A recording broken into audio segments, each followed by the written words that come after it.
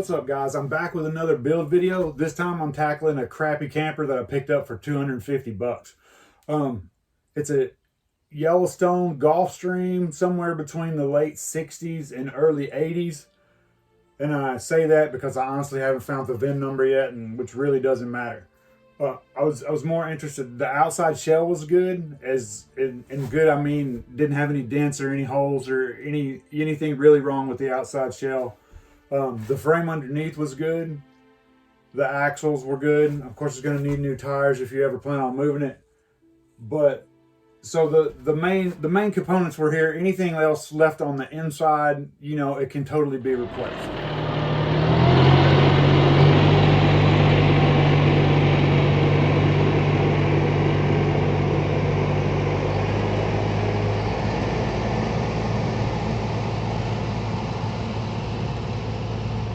Okay, why even try and tackle something that's going to be this big of a project with this crappy camper? And that's honestly because I had so much fun and I enjoyed so much doing the van conversion. If you guys hadn't seen that, there's video on that. But just trying to figure out where, you know, you're going to put all the storage, you're going to put more solar, you're trying to hook it up on propane, everything, getting it as efficient as possible. And this space is about 4 times bigger than the van, so I'm really curious to see what I can do in here. And it was only 250 bucks, so who cares?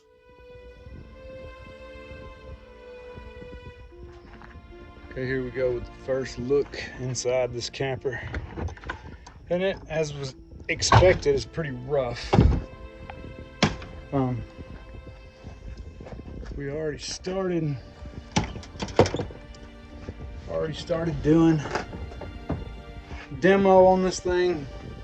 I've got a bunch of rotten stuff up front here and started some framing there. Lucky enough to have a little sawmill right outside where I can cut up some lightweight pine and replace it back with 1x. I'm going to try to salvage the stove, the sink maybe, possibly the water heater, since it all, and I don't know about the fridge, but I'm gonna look into it in the back when I get a chance. All that stuff runs off propane, so it'd be kind of cool to keep that. A lot of this interior stuff's gonna have to go, just because there's years and years of rot in here. It's kind of what the front wall looked like until I reframed it back. There's really nothing to even pin up your panels to anymore.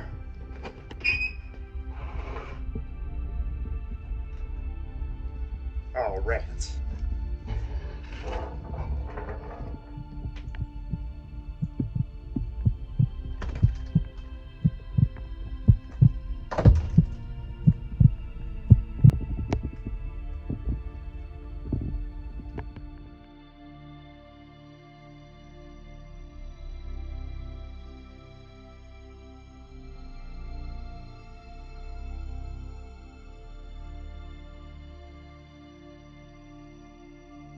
Already tore out all that crap. All of that came out of here. All of that came out of here.